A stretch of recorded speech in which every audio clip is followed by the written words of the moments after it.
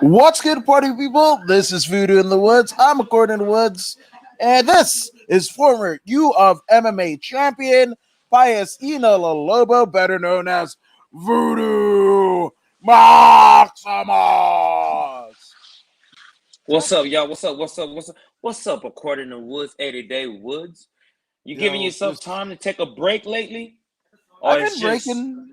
grinding through? I mean, at some point I don't do it, but then the times that I do it, I do it.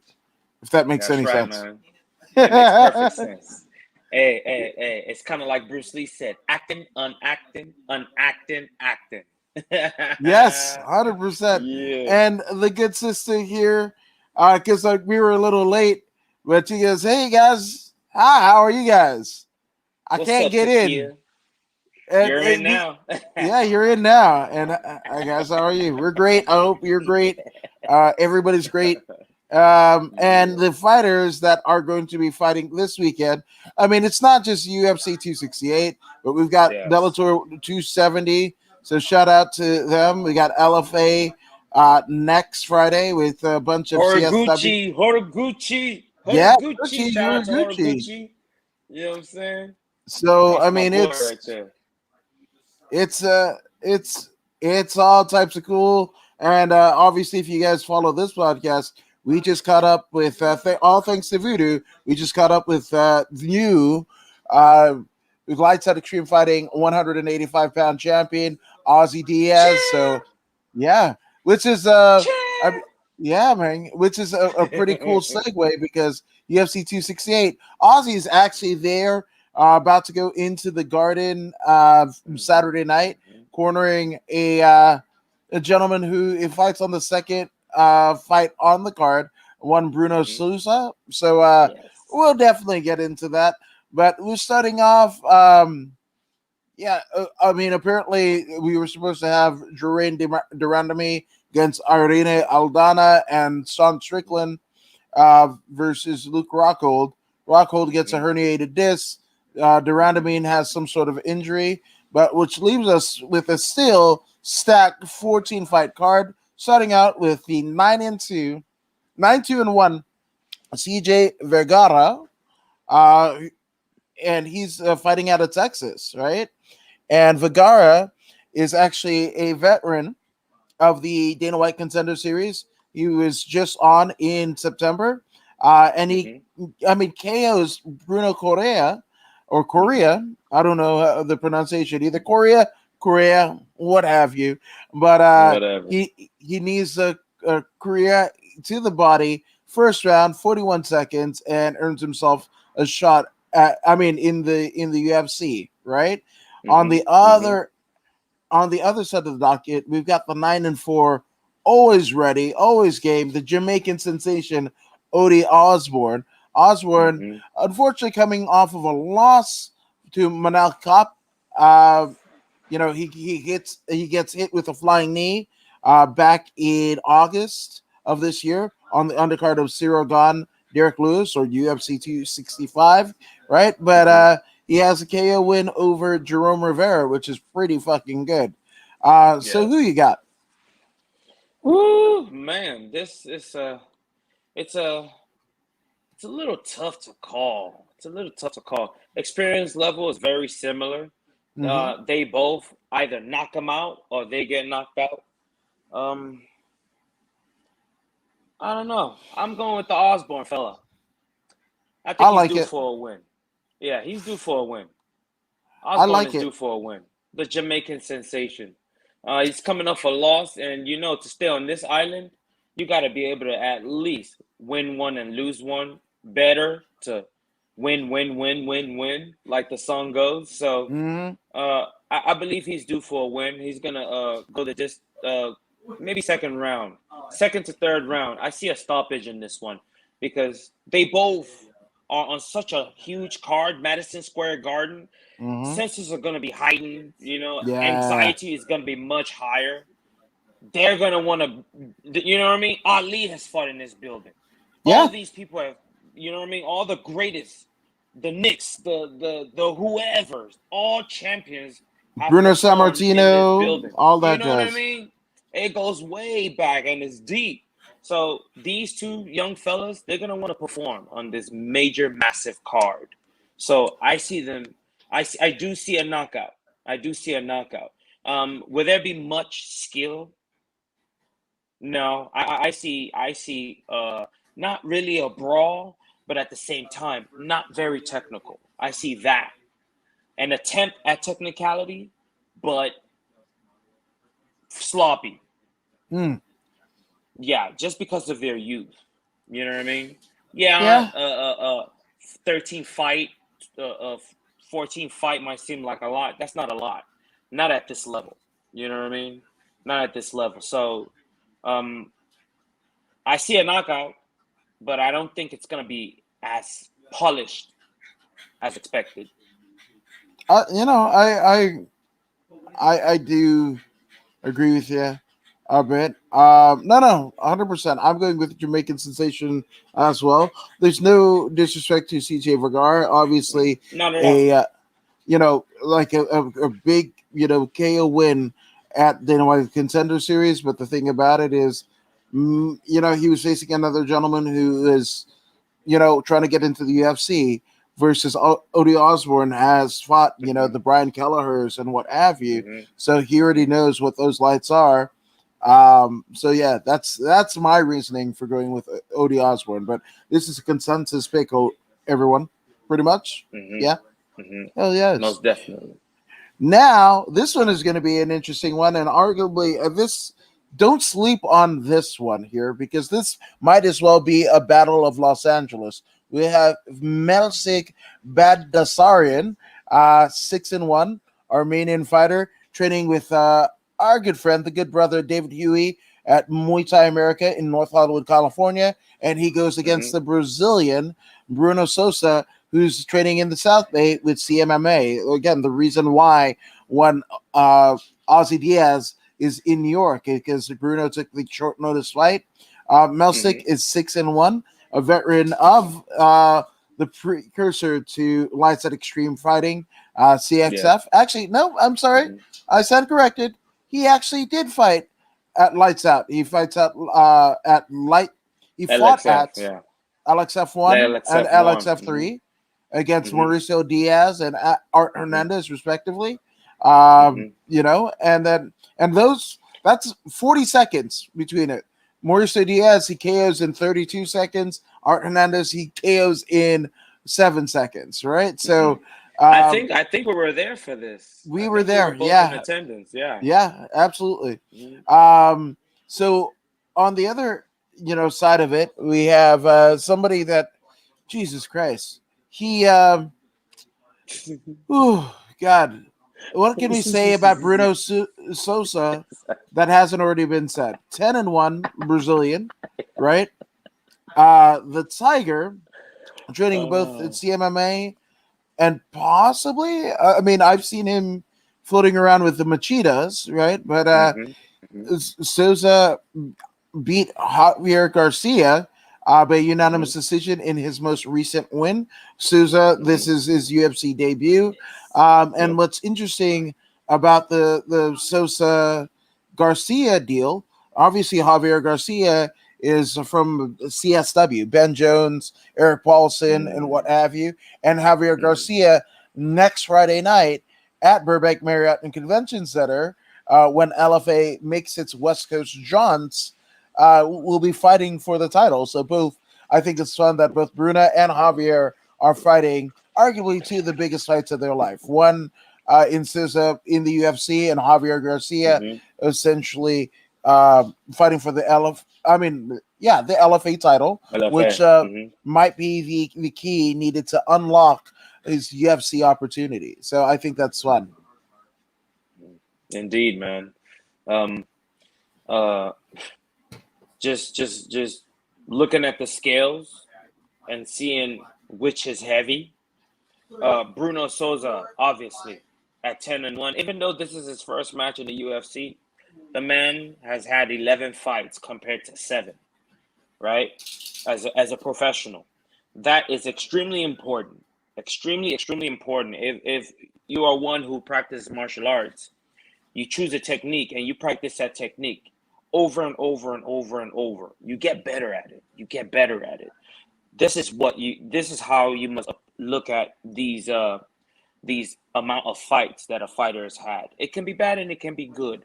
This is very good because 11 fights is not that much, but it's better than 7. 11 is better than 7. That much more experience. That alone, I'm going with Bruno Souza. Not to talk about the fact that he's rocking with old homie Hazi, you know what I mean? Yeah. LXF champion, you know what I mean? So that's 2 right there. That's 2 strikes against Melsick already. But Melsick, he's been in LXF and you know, which is home base, right? But when I look at the 2, it's 2-1, you know? So I'm going with Bruno Souza. And he's the biggest thing is the experience factor. I'm going with Bruno Souza to win this one by submission. Okay, I like it. In the third. I like it. Just because it's both, it's a battle of Los Angeles, and both are, kind of hometown guys. I'm going to go with Melsick. And I'm not saying that Souza will get KO'd like Melsick's last 2 opponents, but it's going to be an interesting one. And I just think that Souza for this particular matchup, I mean, obviously Bruno taking it on short notice. One would argue that Souza has nothing to lose, right? But then also the fact that your first fight in the UFC is at Madison Square Garden. Square Garden. Hey, but the Madison Square Garden thing, it's going to affect the both of them. Yeah. Melsick has never seen a fight of this magnitude himself. He himself will be in awe. So in regards to Madison Square Garden, both of them will be at a disadvantage mentally. You know what I mean? This is the greatest thing that's going to happen to these fellas. Unless they catch another Madison Square Garden card. And what are the likelihood of that? Of them being on another? You know what I mean? It's a lot less than the alternative. You know what I'm saying? Yeah. So it's gonna be terrifying. It's gonna be terrifying. But who knows? Who knows? They might get there and be cool as ice. You know what I mean? Who knows? We will see. Absolutely. And also, they're from different countries. Sosa from Brazil, Melsick from Armenia, right? And who's to say that they have the same affinity to this legendary arena that we have? To them, it could just be another arena, Another right? arena, yeah. Like you go to the forum, and if you're on the floor, you can see all of the bands and the athletes and what have you that have played host to the forum. Well, guess what? With Melsick and Bruno, unless they're Knicks fans, unless they like John Starks, Patrick Ewing, and Spike Lee attending New York Knicks games, or Souza has a particular liking to another Bruno who also fought at the Madison Square Garden, one Bruno Sammartino. Unless they're there, maybe it's just another arena to them. Unless they like the movie Coming to America and they seen the Prince in Madison Square Garden. Yeah, absolutely. Yes. You know what I mean? And hopefully, hashtag Zamunda forever. Hell yes. Right? It is him. It is him.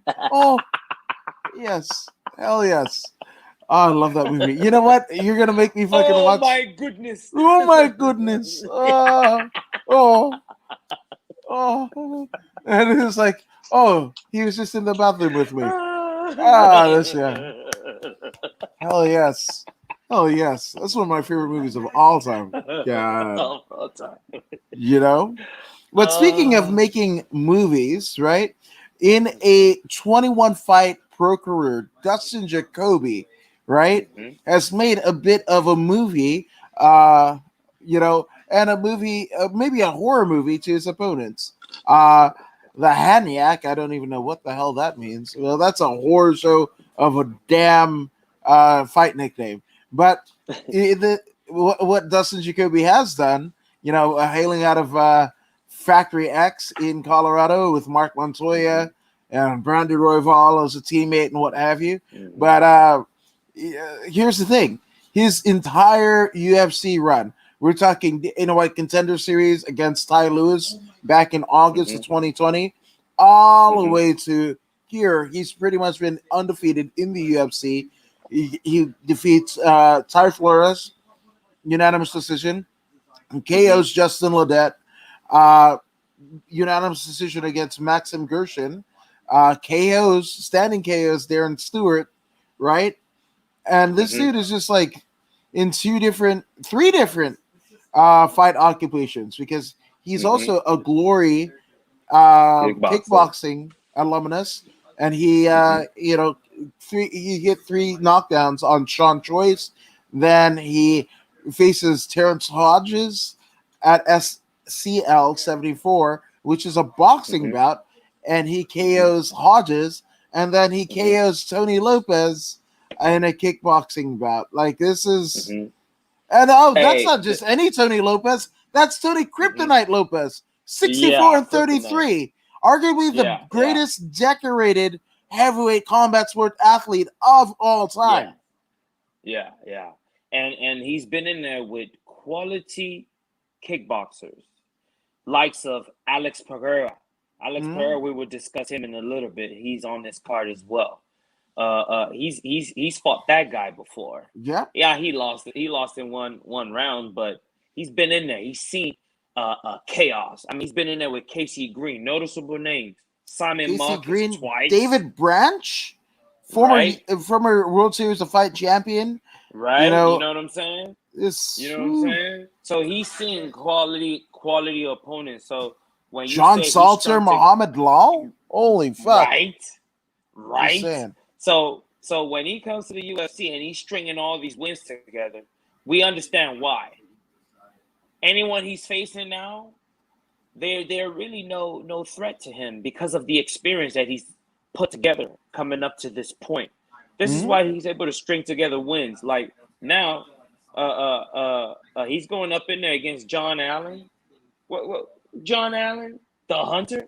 Okay, John Allen. What is it that you're gonna do, John Allen? What you gonna On do? What you gonna do? I don't think John Allen would do anything.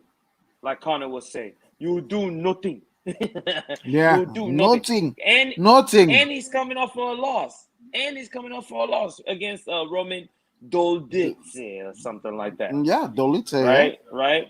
Yeah. So I mean, this guy's pretty good himself. You know what I Mm-hmm. mean? He's pretty good.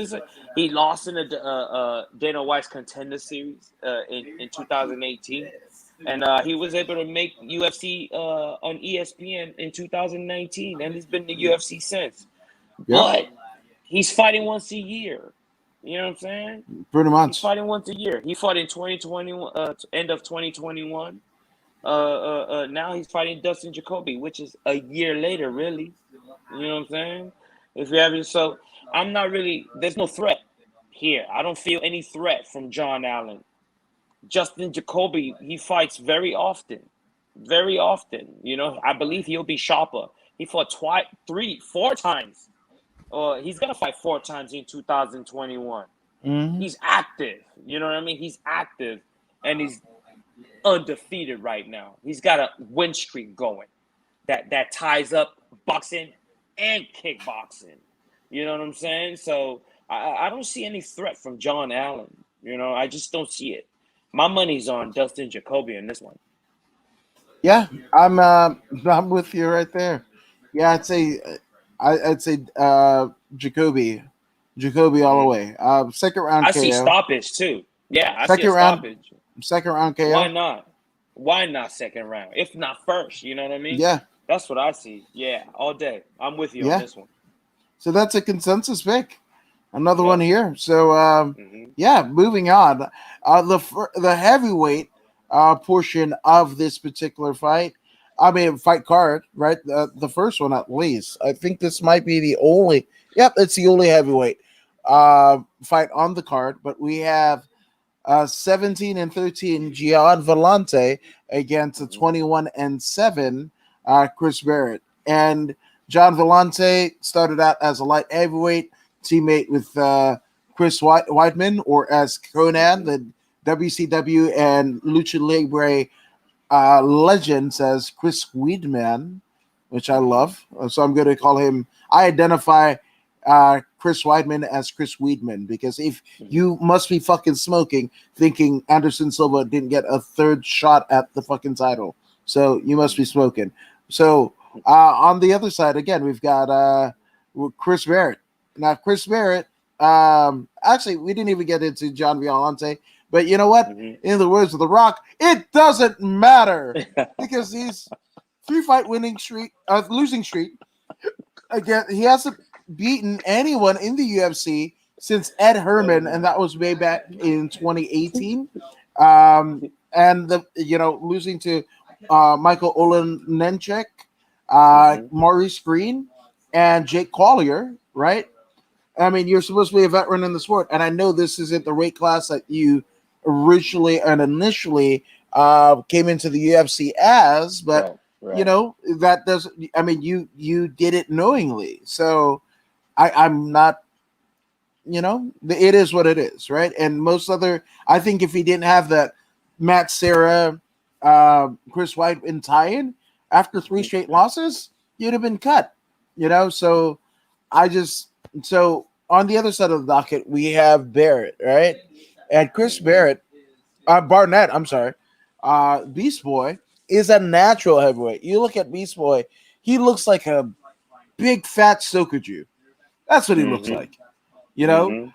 But unfortunately, he lost his last fight back in May to Big Ben Rothwell, Mhm. and then that was his UFC debut.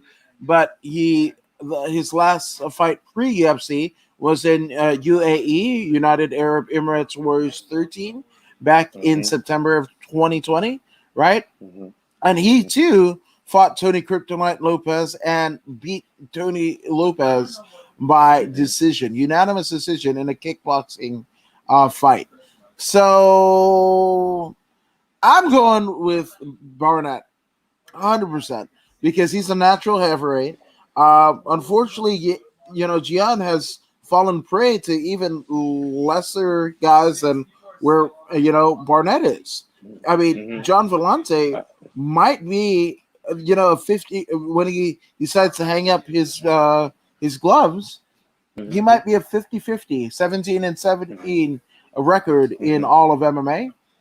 So Mhm. I got Barrett. Well, I mean Barnett. Why Mhm. do I keep on calling him Barrett? Yeah. Good God. Yeah, I'm with you on that, man. I got Chris Barnett, man. And anyone that's down with Taekwondo, I'm down with. Barnett is an affiliate of the Barnett Taekwondo Academy. Oh So that damn. right there, he gets kudos in my book.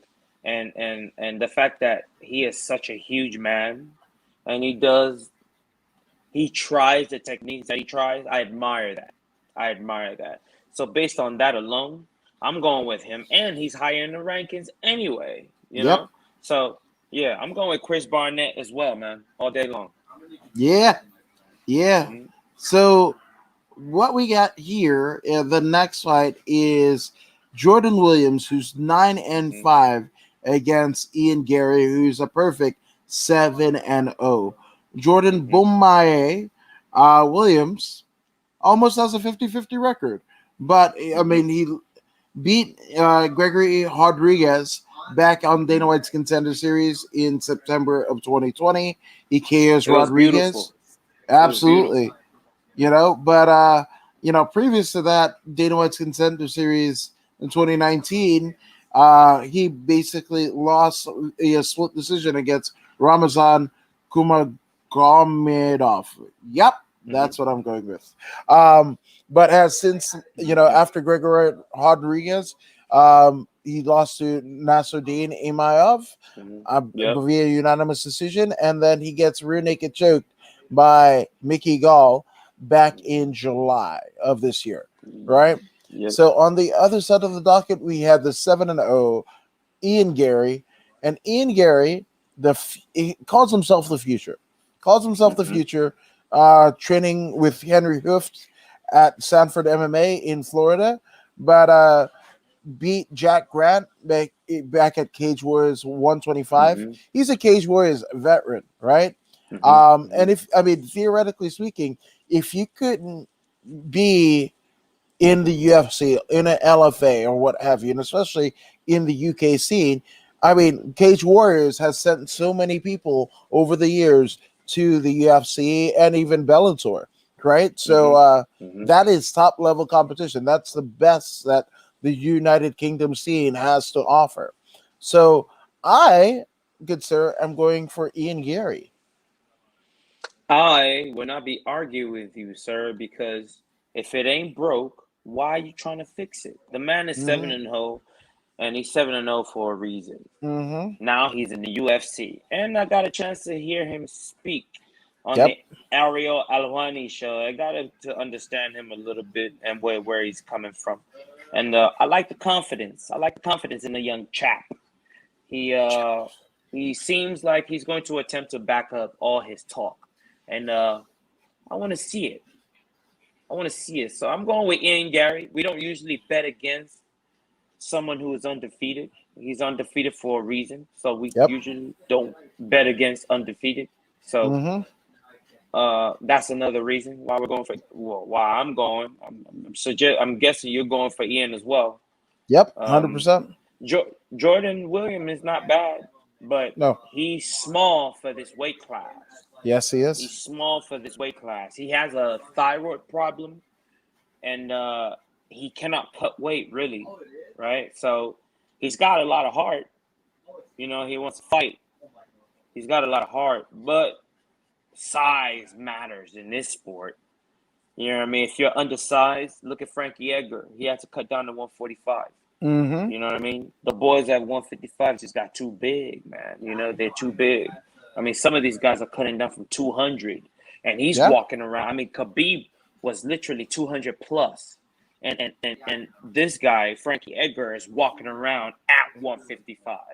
Mm-hmm. You know what I mean? These are some big dudes. So he had to, you know what I mean? So Jordan Williams find himself in the same situation, which is a strike against him. Yes, he's got Mm-hmm. heart, and you know he's gonna fight hard and fight tough. I mean, when he beat Rodriguez, you know, in the to enter into the UFC, I believe that was a contender series, right? Right. Yeah, Absolutely. when he beat him, he beat a bigger man. Like he was Mm-hmm. so much smaller, but he was able to connect and drop him. So not to say it won't happen again, but I can't bet against Ian Gary. The man's undefeated. So Ian Yeah. Gary. Okay. I like it. Mhm. Yeah. I mean that's the way I'm going too. So I'm not mad at that. I'm not mad at all. So I guess we have a battle of the no longer undefeateds, right? But Mhm. somebody that Jordan Williams knows well. That's the Frenchman Nasruddin Imayov, 10-3, going against the Golden Boy, uh, one Edmund Shabazian. Now, obviously, the Russian sniper Nasruddin Imayov, right? Coming off of a big win over Ian Heinich. That was just in July, so he's a pretty quick Mhm. turnaround, right? And he actually lost to somebody who it will be fighting a little bit later in the card, Phil Haas, right? Loses by majority decision. Uh, beats one Jordan Williams as we discussed earlier, right? Mhm. So the Golden Boy Edmund Shabazian is CXF, the precursor to Lights Out Extreme Fighting, was CXF, and Edmund Mhm. Shabazian was all over that card, right? Gladiator Mhm. Challenge, Mhm. CXF 6, 7, and 8. Also, one amateur fight in Sparstar back in 2016.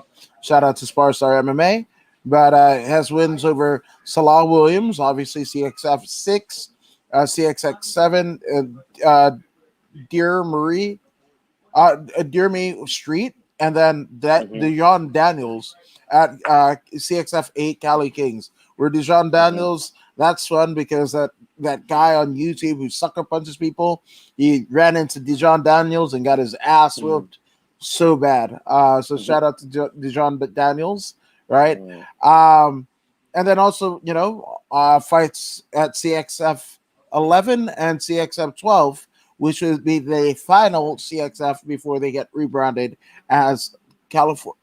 Wait, I mean Lights Out Extreme Fighting. Why did I want to say? Alex. Yeah. Yeah, Lights Out Yeah. Extreme Fighting, right? Yeah. Um, faced his first defeat at the hands of Derek Brunson, right?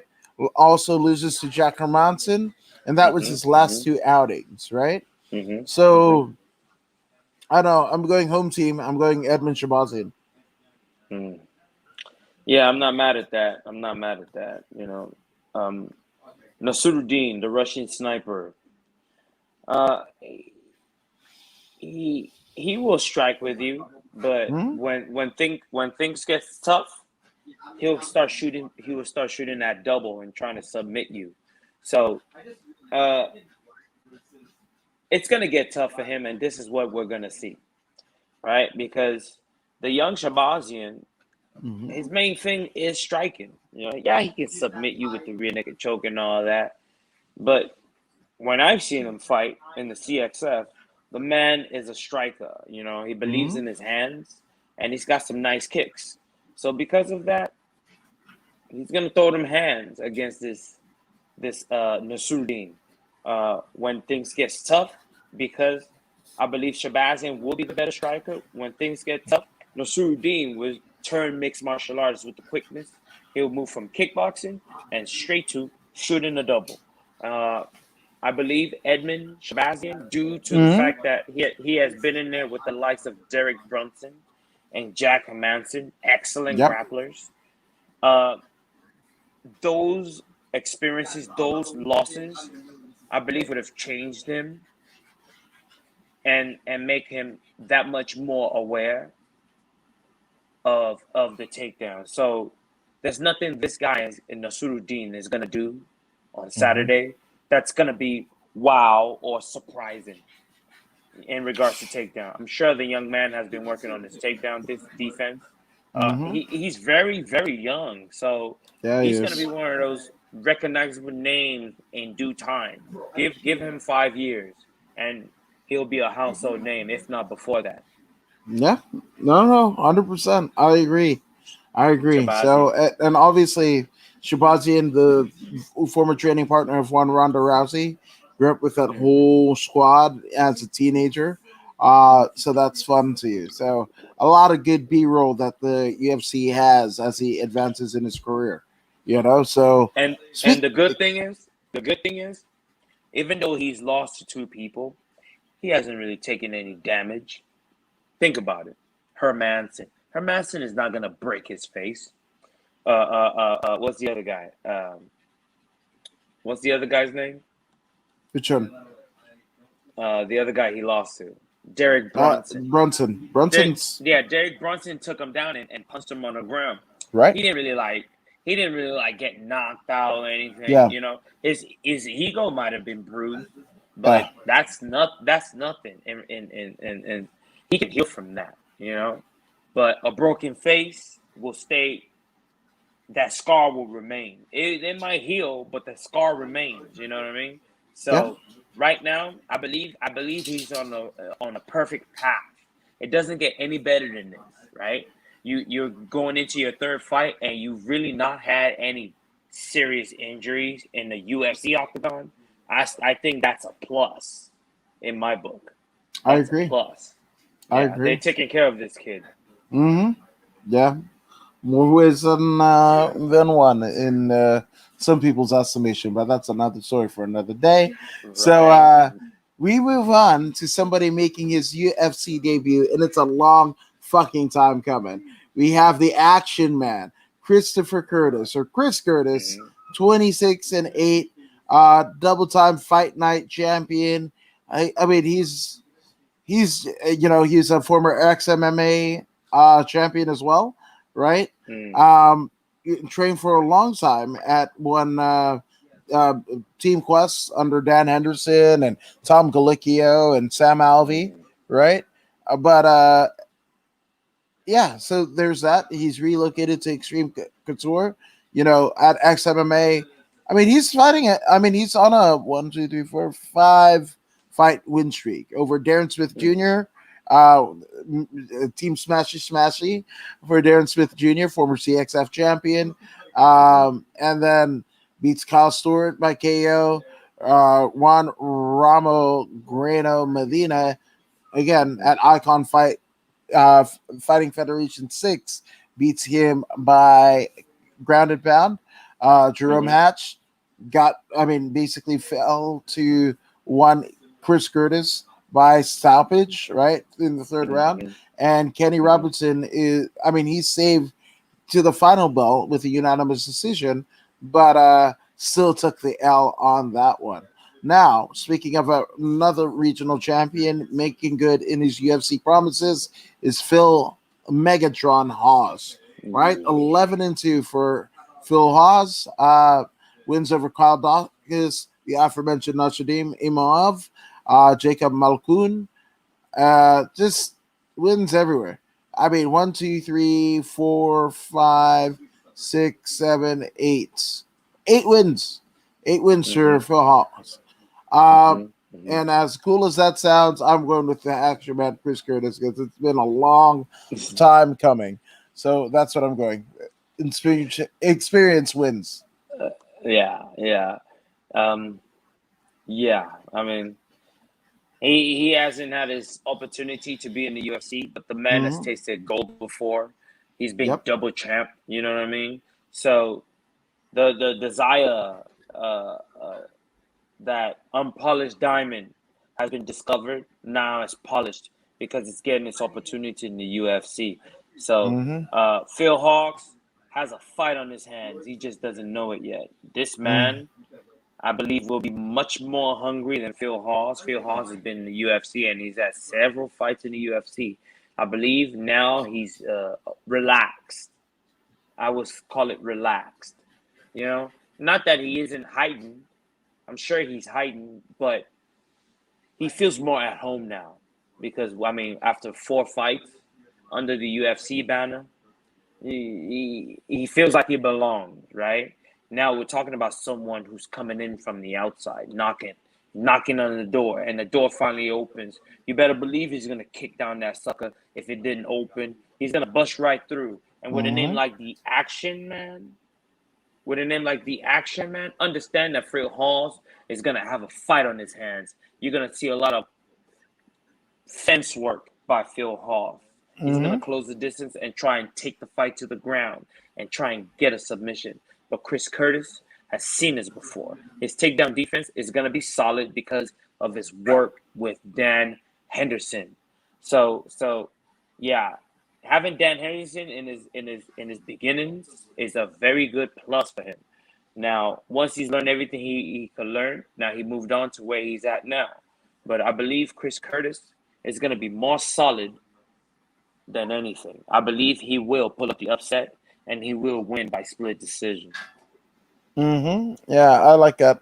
I like split decision as well. So, shout out to Chris and congratulations to Chris Curtis. It's been a long, long time coming for that guy. So, speaking of somebody who's been in it a while, we got like OG. OG. Mm-hmm. Most people call him King, but Voodoo calls him Mm-hmm. OG. OG Bobby Green. 27, That's right. 12, and 1 is Bobby Green That's going right. against the 14 6 and 1 Al Mm-hmm. Iaquinta, Raging Mm-hmm. Al, right? But Mm-hmm. Bobby Mm-hmm. Green coming off of actually a loss, 2 losses in fact, against Mm-hmm. Thiago Moises, Mm-hmm. unanimous decision loss there, and a unanimous Mm-hmm. decision loss against Rafael Fizayev, right? But Mm-hmm. as wins over Alan Patrick, Lando Venata, Clay Guida, which is an you Mm-hmm. know, um, you know, he was on a 3 fight win streak until he Mm-hmm. lost the last two. But Mm-hmm. obviously, this is somebody who retired, all but retired. But he was like, Mm-hmm. I gotta put a house, together for my kids. So he came back, and it's a nice little run that he's having here. So that is Bobby Green, but raising Al Iaquinta, Mm-hmm. Jesus, man. Veteran of the Ultimate Fighter, right? But Mm-hmm. he is on a if you include a loss to like Platinum Mike Perry at submission ground 11, right? You Mm-hmm. would say he's a 3 fight losing streak in 2 different sports, MMA and jiu-jitsu, right? Because he Mhm. lost to Mhm. Donald Cerrone by unanimous decision on UFC on ESPN Plus 9. Then loses to Dan Mhm. Hooker via unanimous decision, and loses a Mhm. grappling match to Mike Berry. So, Mhm. and obviously losing to Habib Nurmagomedov, that was the one where Habib claims the vacant title. So, and Right. goes on his run. So Right. I got OG Bobby Green. I don't think that obviously Bobby Green's chin might have gotten tested, more ways Mhm. than one in terms of his career. But here's the fact of the Mhm. matter is, like, he has a lot more veteran savvy. And Quinta doesn't have that many exciting fights, man. Like, he Mhm. KOs Diego Sanchez, but it's Diego Sanchez, right? Mhm. Um, Mhm. so yeah, at this part, I think OG Bobby Green is going to be too much for Raging Al. So I'd Mhm. say it's going to be a unanimous decision, but a decision for OG Bobby Green. Yes. Yes. OG Bobby Green, even though he has so many losses on his record, he was never really damaged. His boxing and distance management is Right. always so good. Yeah, he gets touched, but really they outpoint him. He doesn't really get hurt. You know what I mean? He's always conscious when he leaves, and he always walks away on his own accord. So that's huge in this division, the 155-pound division. Um, I mean, the last time any that he had anything close to like a knockout was back in 2016, and that was to Dustin Poirier, right? He got clipped by Dustin, Mm-hmm. but outside of that, man, the man doesn't get knocked out. You know what I mean? He understands fighting because this is his ticket. This is his ticket to feeding his family. He Yep. doesn't know anything. He doesn't know anything but fighting. So understand that he knows how to protect himself in there. Yeah, he might not win, but he's not hurt or damaged really. I mean, yeah, scrapes and bruises, but nothing too serious, right? So I mean, he's been in there with killers, man. I mean, the list goes on. I mean, you just mentioned the names. Yep. The fight against Rafael Fizal was phenomenal. It was Mm-hmm. phenomenal. Fizal is a very high level striker, but he touched him. He touched him more, but like Yep. kicks, like leg kicks, all these things that doesn't really stop someone, right? But scores point. So I'm going with OG Bobby Green, man, because Al Quinta is a real estate fella now. Yeah. His focus is split, Mm-hmm. and when you have a split focus, it's gonna be tough to be a good fighter because it requires a lot of time and attention, you know, to this Yeah. craft. And OG Bobby Green, this is all he does. That's So it. I'm going with OG Bobby Green based on those facts. And OG Bobby Green is my guy anyway. Yep. So OG Bobby Green, let's go. Yep, and shout out to Pinnacle Mixed Martial Arts and the whole crew. They're just a great group of guys. Obviously, who's the guy? The Kevin Holland is there. Um, Jesus, Jamal Emmers. Uh, Obviously, former Bellator champion Darion Caldwell. And they sometimes join with Ben Jones at CSW. So Hmm. yeah, man. Just it's all cool shit from Bobby Green. Even at this stage of his career. So shout out to Bobby Green. Hmm. So in the next one, we have the Grecian Andreas Micheladis, right, Hmm. against Alex Piera, and this is somebody who you have a affinity to, obviously, Voodoo Maximus. So tell me why you're not picking Andreas Micheladis for a KO win over Alex Pierre. Tell us why that's not happening. Okay, I'm just Micheladis, the Spartan, right? He's on a 1-5 win streak. Who did he beat? He beat KB Buller or something like that. He lost to Bukakis. Remember Mm-hmm. Bukakis? Bukakis has been released by the UFC, by the way, Yep. unfortunately. But who are these people? Global Legion, Titan FC, K Survivor, right? These are, I mean, they're promotions, but they're not name brand, guaranteed, best of the best, you know what I mean? Type caliber. So that's one. Now we go over to Alex Pereira. Don't be fooled by the 3-1 record. The man is an assassin. The man born in the Amazon. Nothing. The man had nothing. He quit school at an early age because it just wasn't for him, right? He started working. I believe he was working at a tire shop. From there, he's like, hey, man, this isn't working out for me either. Mm-hmm. I've always been good at fighting when I was in school. Let me try my hand at fighting. And he turned out to be a great gamble because he actually really is very good at it. So he jumps into kickboxing. You know what I mean? He wins his first 3 off the jump. He lost his next 3, right? His sixth fight was his first MMA fight that he tried, in which he lost by a rear naked choke. I mean, Mm-hmm. if you're just a striker and you're coming into mixed martial arts, most of them usually fall to the rear naked choke because they turn their back, right? When let's say they're mounted and they're getting punched, they want to turn their back, right? Mm-hmm. And then this is when a mixed martial artist will sink in that rear naked choke and finish it. I Mm-hmm. guarantee you that's exactly what went down. He wasn't ready for the takedown. He got to the ground. He panicked. He went to sleep. So he went back on another 3-fight win streak, including kickboxing and MMA. Now he's 2-1 in MMA. The man just immersed himself in kickboxing, fighting for glory, right? Glory, all the way down. He's been in there with Simon Marcus twice. You know what I Twice. mean? The first person to knock out the current champion of the 185-pound division in kickboxing, knocked him out cold. First, he beat him by points, unanimous decision, and then he knocked him out cold, left him there for like 3, 4, 5 minutes. That's serious. You know what I Mm-hmm. mean? The man packs a powerful left hook.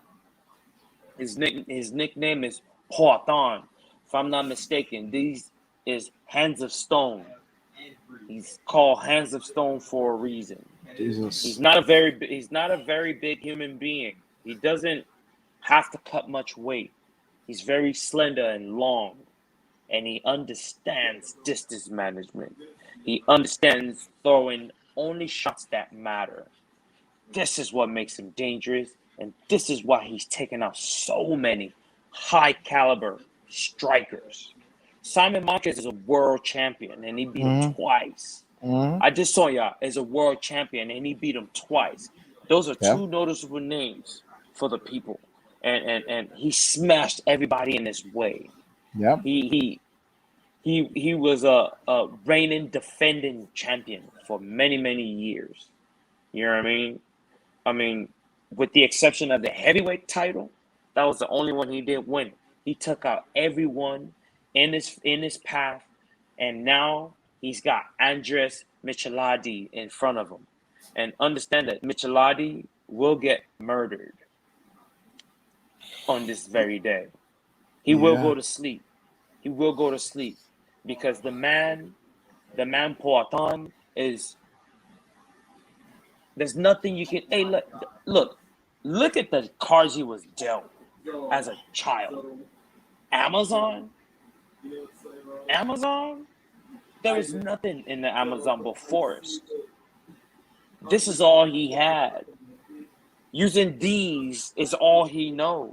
Mm-hmm. With these, it was able to buy a house. With these, it was able to buy a house for his parents. Mm-hmm. You know what I'm saying? This is all he knows. There's nothing.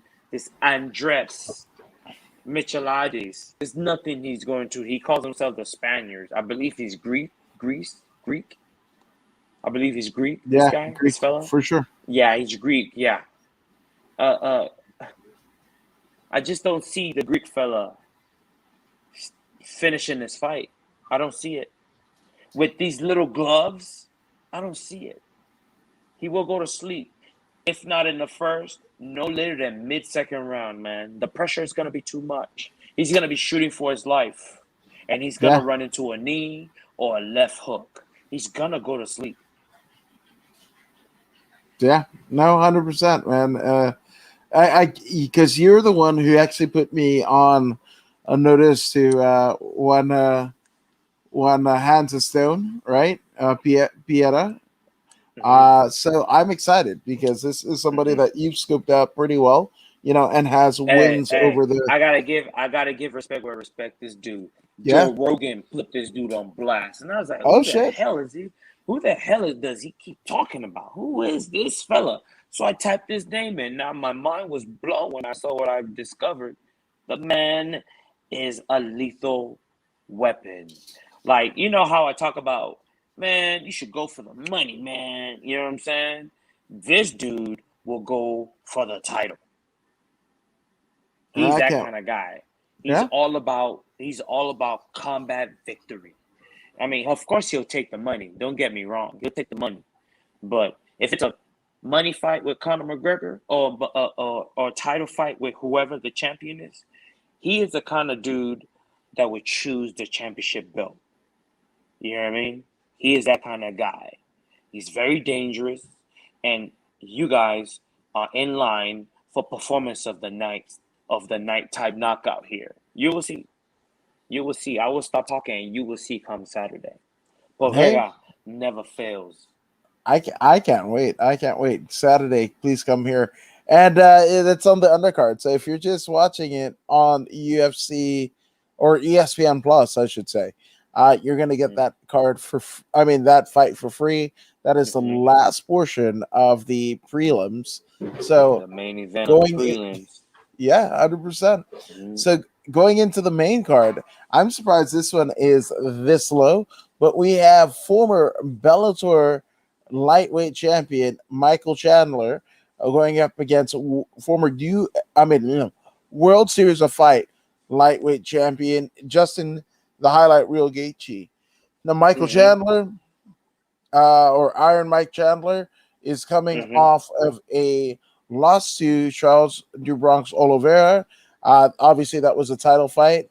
He gets KO'd on the second round of his title fight, essentially, but wins over Dan Hooker and Benson Henderson, and that was back at Bellator 243, right? Mm-hmm. So Mm-hmm. that is Chandler. Gaethje, we haven't seen him since his what was it? His loss to Habib, really, right? Mm-hmm. That was the last one. Yep.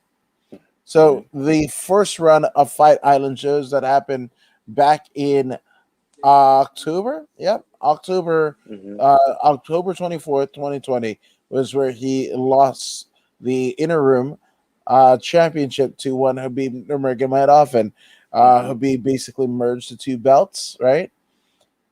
That's where it happened, right? Or Yeah, yeah, and then he retired.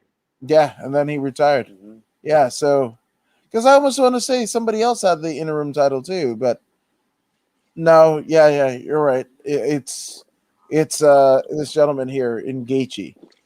Mm-hmm. So so I I'm gonna go with Gaethje. Gaethje's been rested. Um, you know, I think Gaethje coming into the UFC, he's no longer a World Series of Fighting guy. Now World Mm-hmm. Series of Fighting is basically known as PFL, the Professional Fighters Mm-hmm. League. But Mm-hmm. Justin Gaethje, for people that know he's a UFC fighter versus Michael Mm-hmm. Chandler. Michael Chandler still might have the Bellator kind of label to him, right? Mm-hmm. And here's the thing. Michael Chandler had those promotional making fights with Eddie Alvarez back in the day for Mm-hmm. the Mm-hmm. Bellator lightweight championship, right? Mm-hmm. That had to take Mm-hmm. some years off of him. And Justin Gaethje, who is a world class wrestler and uses none of it, right? But not to say that Eddie Alvarez isn't a talented striker, but Justin Gaethje will eat three to give you one. Mm-hmm. So Mm-hmm. That's something that One Chandler, good one too. one good one. Yeah, that one will Mhm. fucking knock your fucking socks off. So I'm going with the highlight, Justin Gaethje. I'm not gonna argue with you there. I'm very high on Michael Chandler. Yeah, absolutely. I As well I you should admire be. I admire his work ethics. I love his mic skills. When he has a mic in front of him, he makes good use of it. He Hmm. understands the game and he plays it very well. But unfortunately, um, against this Justin Gaethje, his striking is not up to par, Hmm. and his takedown will be ineffective because he is in there with a fellow wrestler that understands the intricacies of wrestling. Yep. Um, his power knockout, I don't believe will work because Gaethje would have been ready for this.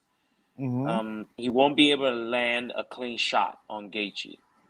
But on the other hand, Gaethje, what's that guy's name that he works with? His coach, Oh, Trevor Whitman. Trevor Whitman. Yep. Trevor Whitman is big on having excellent guard. You know what I mean? Snapping your shots, all the things that I love so much. Trevor Whitman teaches, and you will Hmm. see this in the evolution of Kamaru Usman. You will see this in the evolution of the Rose Namajunas. You see Hmm. it in them. Every time they come back, their hands is crisper, their hands is faster, their footwork is tighter. Gaethje, when Gaethje started listening, he started winning when in the UFC. When he first came in there, he was just doing whatever he wanted to do. Which is why he lost to Eddie Alvarez. He should have beaten Eddie Alvarez because he was chopping those legs real good, but he wasn't listening to the coaches, and he burned himself out, and he lost in Hmm. the third round. Alvarez didn't really beat him; he beat himself. Then he Yeah. got in there with Dustin Poirier, and he did the same thing again. He didn't. He was chopping the legs again. The kicks that he brings to the game is superb. He's beaten very, very, very durable individuals, and he's beaten them continuously just by having that ace in the pocket, that ace that he can remove anytime with those leg kicks. So when he thought he got it together, he started knocking suckers out left and right. Yeah. He's even knocked out Edson Barboza, and that's Hmm. huge because Yeah. Edson Barboza has excellent footwork and dynamic striking. He was able to knock him out. Not only did he knock him out, he knocked him out in the first round. Yeah. That tells you that Barboza was terrified. Hmm. You know what I mean? Because he was moving backwards when he got clipped, right? So this kid, not only is he willing to take three to give one good one, he's got an excellent chin. And now he's been listening to his coach. Look at what he did to Tony Ferguson in their Yeah. match. You know what I mean? No one's ever done that to Tony Ferguson. Ferguson hasn't been the same since that fight. You know what I mean? Ferguson has Hmm. been on the losing streak since that fight. That fight Yeah. changed Ferguson. You know what I mean? He beat him bad. He hurt him real bad, and he changed him forever. And the only person he lost to was, Khabib. Khabib had that super Wow. wrestling. He took him to the ground, and he submitted him. It is what it is. He took no damage. Just his ego got damaged. But his ego can quickly recover because this is Khabib. Khabib Wow. does that to everyone. You know what I'm Hmm. saying? Khabib does that to everyone. But in his mind, there's no way Mike Chandler's going to do that to him. That's what he's thinking. And he's got those terrifying kicks, and he's got that chin, and he's got that gas tank to push for 25 minutes. Hmm. I also believe that those kicks will be the key ingredient in the defeat of Mike Chandler. I Yeah. wouldn't be surprised if he stopped Mike Chandler in the third round. I wouldn't be surprised. Wouldn't Or be I so. see a split decision or a stoppage. Those are Yeah. my two choices. Nah, I'm with you there. I'm with you there. Now, one of the things, and nothing against these two, but I would think that the one that we just talked about, Hmm. Chandler versus Gaethje would be Hmm. higher up, but that is not the case. They have Beer Quarantillo against Shane Burgos. Now, Shane Burgos, 13-3, is the Hurricane, and the Hurricane is coming off of a two-fight losing streak against Hmm. Josh Emmett and Edson Barbosa. Josh Edmond Mm-hmm. wins by unanimous decision. Edson Barbosa, it's the right hook, in a minute 16 of the third round. But before that, he beat Kurt Hollabaugh, Mm-hmm. Cub Mm-hmm. Swanson, and Makwan Emirkani, who just fought. Mm-hmm. So on the other side of the docket, we've got uh, obviously Shane Burgos. Burgos. Mm-hmm. Wait, are we we just talked about Burgos? I'm sorry, I fucked up. Yeah, Yeah, Billy Billy Quarantillo. Quarantia, right? Mm-hmm. 16-3. An alumnus of the Dana White Contender Series, Mm-hmm. beats Spike Carlisle. Jesus Christ, this dude is on. So before his loss to Gavin the Governor Tucker, Mm-hmm. he had been defeated since 2016. That was a win Mm-hmm. over Matthew D. Carcantonio, right? They say that three times fast. Apparently, I can't. But he was like 1, 2, 3, 4, 5, 6, 7, 8. 8 wins, and then Mm-hmm. loses to Gavin Tucker, but he comes back and beats Gabriel Benitez. That was Mm-hmm. July of this year. Mm-hmm. So, Mm-hmm. Jesus Christ. Oh, Yeah. I want to see You what remember these this guys. guy from Fight Island? Remember him Yeah. from Fight Island? Yeah. Yeah. He was he's very good. He's very Mhm. balanced. Um, this fight will take place on the feet, but eventually it will make its way to the ground Mhm. if Billy Quarantillo is seeking victory. I believe he will seek victory and not go for a war. Mhm. He will fight a smart fight. He's got excellent jiu-jitsu. Excellent jiu-jitsu. Even though he could stand there and strike, I believe striking will be too much damage for him. And I think he will strike only for the sake of acquiring the body lock so he can take him to the ground or whatever or whatnot. Dirty boxing. You'll see lots of dirty boxing and eventually to the ground. If he doesn't finish him, back to dirty boxing. I don't Mhm. see him standing in front of Shane Burgos and exchanging.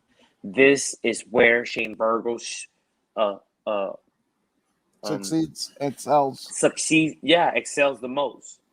He is pressure. The man's name is Hurricane for a reason.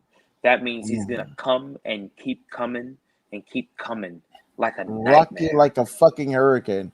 Exactly. It's gonna be like a nightmare. So I easily see Billy Quarantillo changing levels and hitting a double leg, slamming a fool, not the fool, slamming Shane Burgos on the ground and Yep. doing what he has to do to win the match. If it's not a submission, it's a split decision victory for No, Billy Quarantillo. couldn't agree with you more. So, yep, that's a consensus pick, being Billy Quarantillo, which Mm-hmm, now we have a legend of the sport, former UFC champion, if Frankie the Answer Edgar, right, mm-hmm, going against Marlon Chito Vera, right, mm-hmm, and obviously in his legendary career, training with Ricardo Alameda, mm-hmm, lost to Corey Sanhagen. Who can forget that knee, flying knee back in February that KOs this legend? But prior to that, as wins over Pedro Munoz, lost to the Korean Zombie, lost to Max Holloway, but beat Cub Swanson, uh, lost to Brian Ortega. So just a mm-hmm, kind of checkered history is mm-hmm, Frankie Edgar. Obviously at this stage of his career. Now, Marlon Chito Vera, 19-7-1, 19-7-1, mm-hmm, right? mm-hmm. Beating Davy Grant by unanimous decision, losing to Jose Aldo unanimous decision back of December last year, and beat Sugar Everyone Sean thought he won O'Malley. that fight, by the way. Everyone Huh? thought he won that Jose Aldo fight. Yeah, no, 100%. Mm-hmm. And who can forget that KO to Sean O'Malley? Thank you, Cheeto Vera. Which that and many reasons, right? The fact that he KOs Sean O'Malley, the fact that you know, I don't know. I just to me, I've got the Marlon Chito Vera. His story is incredible. Just shout out to Cheetah. Okay. Um, the main thing that's gonna be the most advantageous here in this particular match is not Frankie Edgar's experience. Mm-hmm. It's not at all. It's high on the list, but that is Yeah, not the supreme thing. The supreme thing here is Diana Ross. right. Who wants this the most? Who needs this the most? Mm-hmm. Marlon Vera needs this. He's got to have Yeah. this. He's on his way up the mountain. Frankie Mm-hmm. Edgar has been up and down the mountain several Mm-hmm. times. Up and down, up and Up and down. down. Multi champion, reigning Yep. defending champion at 155. So he's seen gold, he's seen success, he's seen those Gulfstream jets, he's seen all these things, he's seen money, you know, and these experiences changes a human being. Chito Mm-hmm. Vera is still on business class if he's lucky. I don't believe the UFC is giving him first class tickets. I don't Nope. believe it. I No. believe they're giving him business class, which is pretty good. Business class is pretty good. You know what I mean? This is what I see, right? I'm not 100%, but I'm guessing this is so. Maybe I'm wrong. Maybe I'm not. There's a good chance that I'm not. Yeah. So he is not that high up on the list, but his desire to feed his family. You know what I mean? He left his country to come here by himself. Yep. He fought here, made enough money, and sent for his family to join him here. Now he's been Americanized. Yes, his troubles are less, but the stress remains the same because his Right. family's got to eat. They got to eat. Frankie Edgar's family's going to eat. Frankie Edgar got money in the bank. Chito's trying to stack. Excuse me. Yeah. Chito's trying to stack. Mm-hmm. So the desire, the hunger is different for these two. One Yeah. wants to win for glory. One wants to eat. One wants to win because his family gotta eat. Yep. I'm going with the guy whose family gotta eat in this scenario. Frankie Edgar's got all the experiences, but it's not gonna matter when you try to take food from a hungry mouth, from the hungry mouth of someone who has none. You know what I Right. mean? So that's on his side. Yeah. Yeah. So that's a consensus pick. We got the one, the only Marlon Chito Vera going for the win, probably unanimous Mm-hmm. decision, right? I'm okay with that. Yeah. If not knockout stoppage. Yeah. Yeah. Depending on how Frankie Edgar's chin is. But Mm-hmm. speaking of taking one on the chin, we are at the co-main event of the evening. We have former UFC strawweight world champion Zhang Weili against the current reigning and defending 115-pound champion Thug Rose Namajunas.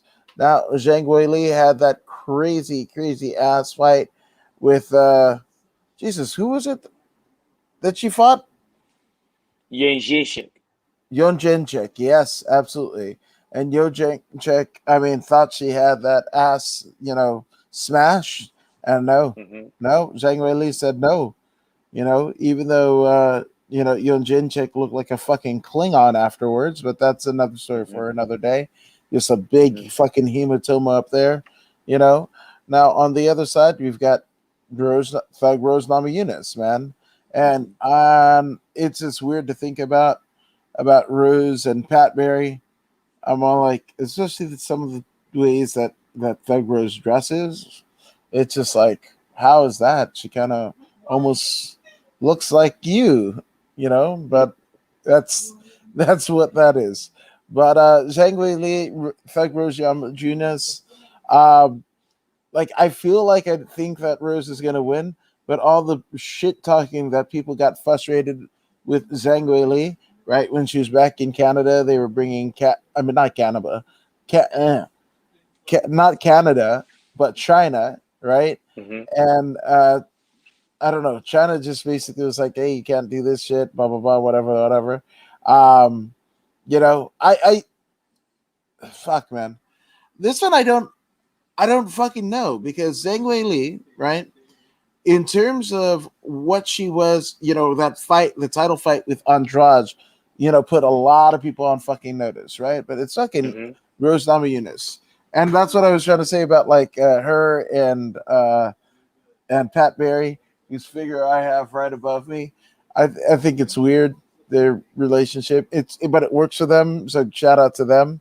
Uh, you know, so but I don't know. I don't fucking know, man. Like Zhang Wei Li, when Thug Rose was jaw jacking her in the comments, people were talking about the most racist, misogynistic, sexist shit to Zhang Wei Li as a way to cheer on Thug Rose. But I guarantee you, Mm-hmm. if Thug Rose fucking really read the comments, they'd be like, fuck you for being a fan. That's not what I'm about. You need to go to a fucking mental institution.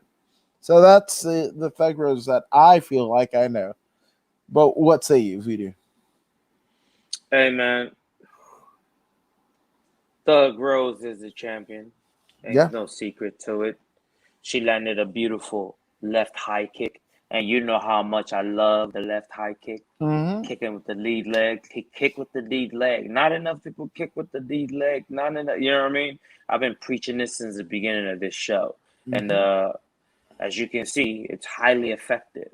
And the thing is, you don't have to have a whole lot of torque like the one people throw from the back leg, because a lot of people are in love with the Muay Thai Mm-hmm. style of striking, which is not nothing wrong with it, but Right. also there's great power in snapping kicks. As you Mm-hmm. can see, Rose Namajunas didn't have great torque, you know what I mean, and great power behind it, but because the leg unwrapped when it hit the target, it's like when you have a bullwhip and you crack the bullwhip, it snaps at the tip. This is the style of kicking that I'm talking about, and that was what struck Hui Li when Rose Namajunas threw it. Now we have a rematch. Hui Li should have known better, but Hui Li was thrown off guard and she kind of lost focus for a split second, which allowed that kick to sneak in. She couldn't believe,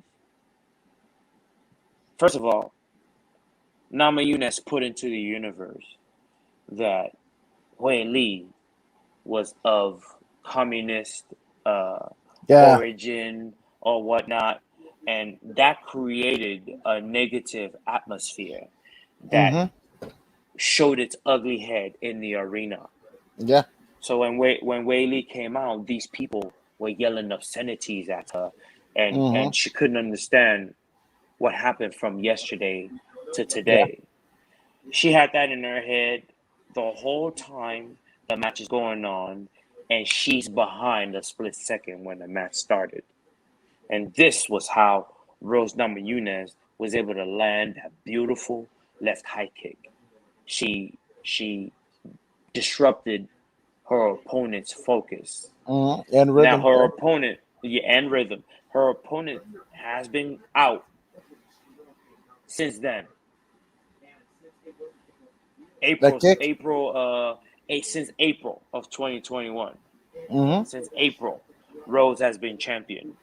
Now we're in November, end of the year. Wei Li has had time to digest this. Wei Li has learned that there's no honor in mixed martial art.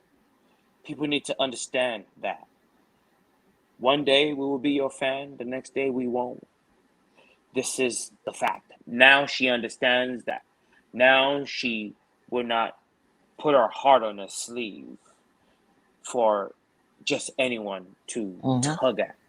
You know what I mean? Now she will be more guarded. Mind will be much more guarded. There will be no Yeah. more surprises. Now we will get a chance to see the fight that we missed out on for Mm-hmm. back in uh Ju- what April, back in April. Yeah. We're going to get that fight at the end of the year. And this is going to be potential fight of the night. This will rival the last match that we saw with Wei Li and Yon Jacek. Yuan Jacek. This is Mm-hmm. going to rival that. This is going to rival that.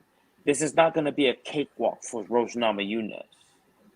This is going to be kill or be killed because Wei Li, with the weight of China on her back, she's coming in to either snatch the title or be killed in the process. She went ahead and chopped her hair off, so it is not a hindrance. Mm-hmm. She has made every single correction that she can make, such that this mistake of April will never happen again. Never. Rose is in for the fight of her life. Mm-hmm. And I do not think Rose will make it out of this one. Yeah.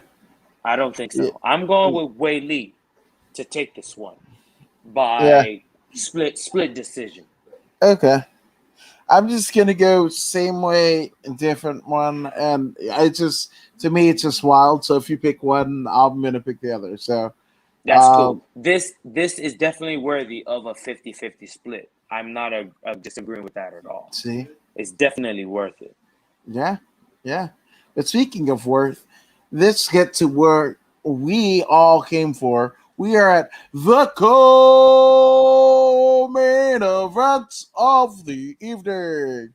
We have none other than former UFC interim champion, the 16-2 Chaos Colby Covington against Kamaru, the Nigerian Nightmare Usman. Fuck. Uh, Tell me why we're not picking Colby Covington, good sir. Well, Kobe Covington is a pressure fighter. He is the first, if not the second best, pressure fighter in the UFC right now. He is only, because Khabib is gone, he is only second to Usman in this division, right? Why do we say Usman? Because Usman has beaten him before. This is why we can say second to Usman. But I'm not sure if his pressure will be enough because Usman has been improving Yep. these right here. When Mm-hmm. you have these, you can manage distance really well. And Usman Yep. has got a beautiful jab. He's got a Mm-hmm. beautiful jab. And with that jab, he's able to set up a whole lot of destructive power and arsenal. Kobe has volume. Kobe has volume, but precision always beats volume Mm-hmm. because all you gotta do is wait for the right time, boom.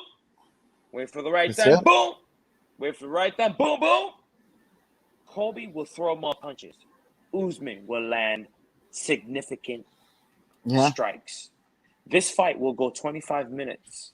We might even get a taste of grappling here. Mm-hmm. The grappling will favor no one.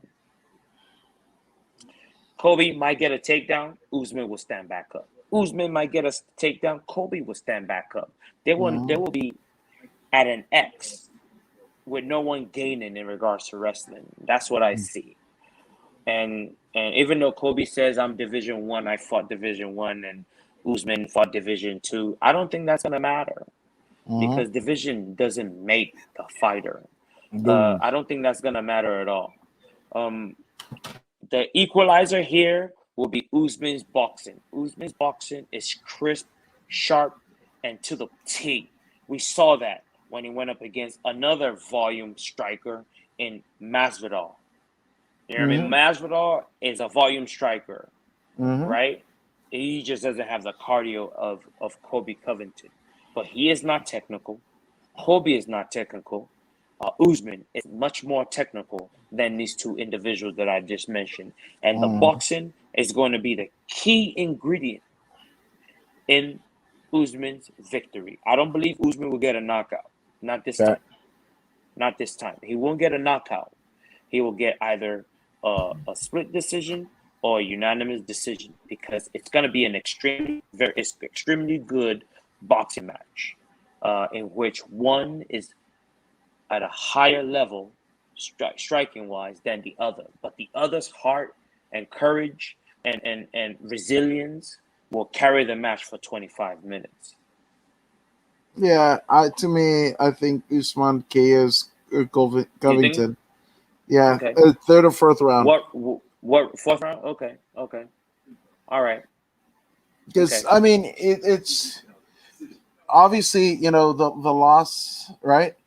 Sebastian says big voodoo. Oh, what's up, Sebastian? That's the big. Hey, that's my boy, man. Hey, he's born in Germany, but he's currently residing in Australia. He's There you living go. with his family in Australia. Yeah. Hey. Shout out. Hey, shout out to Chrissy. You know what I mean? Shout out to Pops at the Benz dealership. Shout out to the Hey, whole dealership. You know what I'm saying? Make sure they hear this, man. Shout out to everyone. Shout out to the family. You know what I mean? All day, every day, man. Good to see you, my brother. that's right. That's right. Yeah. So I think Usman with the boxing acumen of Trevor Whitman. Once he finds Covington's chip, it's going to be night for Kobe. So you know, uh, I would love to see a damn Kobe Covington post fight loser promo where he's just like, "Oh, guess what, USA, you're fucking trash." What did he say to David Maya? Yeah. It was like, "You filthy fucking animals." You I'd like to, filthy animals. yeah. So I'd like Brazil's to a see, dump. yeah. I would. I mean, considering that he is from the South, right? And the fact that he was like, "Hey, New York City, this is a fucking shithole." I would love to see that. I would love to see that. So I'm uh, just saying. hey, the thing about Colby Covington is, he's a very good wrestler. He's a very good mixed martial artist. When he played by the rules, he got no recognition. The man was undefeated in the UFC, and they were going to cut him. Can you Yeah, believe that? They were going to cut I him believe it. when he was a straight narrow dude. And then once he caught wind of this, he turned into the character we see before us today. He Yeah, turned heel in Brazil. He beat yeah, someone in Brazil and lost his mind and became a heel, a yeah, legitimate heel. So now he's got this persona that he lives in front of the social media. But when you meet him yeah. out away from the camera, he is the nicest dude on the planet. This is the feedback that's been coming from people who has gotten a chance to meet him, Yeah. and it's unfortunate that he is seen in this light. Yeah. Uh, I mean, of course, it's due to the promos that he cut. I mean, even today at the press conference, he's talking about the champ's father being the next Khan, and how his mother must be disappointed in the Usman men, that one is a convicted felon and the other is the EPO, the what The is it called? EPO. The It's, president of EPO, the CP, what? oh, what's his name? CEO, the The CEO of Novinsky. EPO. Nah, he calls Usman the CEO of EPO, Oh, meaning got it. he is a drug user, is what he's Mm, insinuating.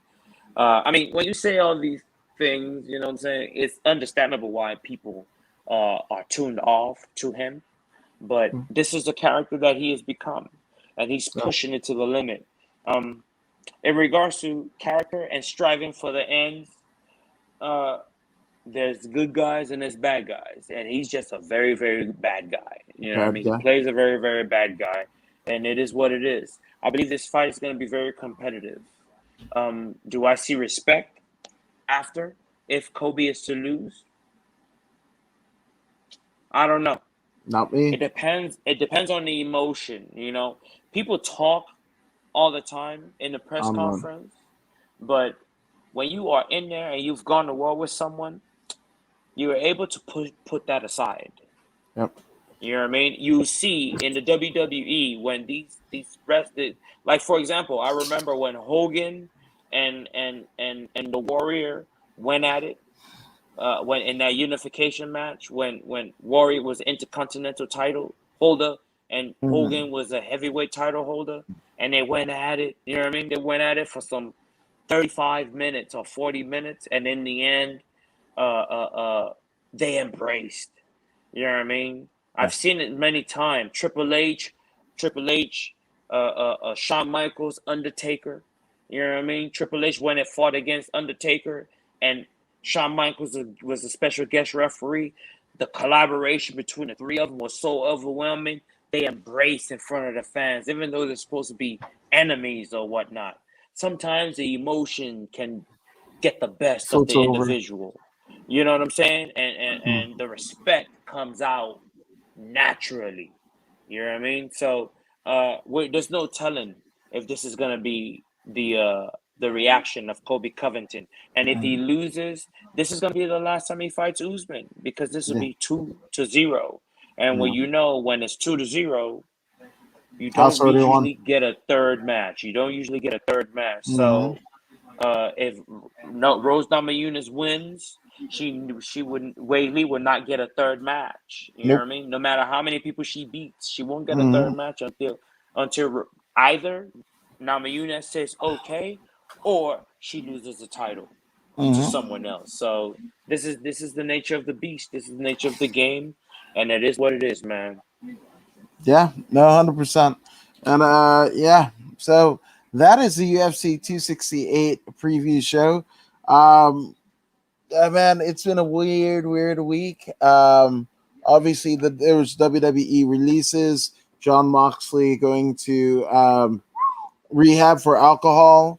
We have obviously LFA, Bellator, and UFC. So there's just everything is happening all the time, Mhm. all the Mhm. time. So we're gonna be covering Mhm. it. You can find me at According in the Woods everywhere. Obviously, go ahead and like, share, and subscribe to the Voodoo in the Woods podcast on Facebook and YouTube. And Voodoo, where can Mhm. they find you, good sir? Oh man, you can find me also on YouTube under the title Voodoo Maximus, as you see right here on the screen. Voodoo Maximus. Like, Mm-hmm. share, and subscribe. You'll also find me on Instagram, Voodoo Maximus. You'll find me on Facebook page, Voodoo Maximus. You'll find me on Twitter, Voodoo Maximus. You'll find me on Snapchat at Voodoo Maximus. Type it in, you know what I'm saying? Like, share, subscribe, you know what I'm saying? Share it with your family. Share the support, share the love, you know how Yeah, it is. even the I'm motherfuckers you over don't here. like. You goddamn right. Share it with them too. Make sure they like, share, and subscribe. You know what I mean? I'm here with my man According to Woods. Like, share, and subscribe. We are on Voodoo in the Woods. Like, share, and subscribe. You know what I'm saying? We're doing this all day, every day. We'll be back on Sunday. Mm-hmm. Sunday fun day. So you guys have a great weekend, and we'll see you back here with more Voodoo in the Woods.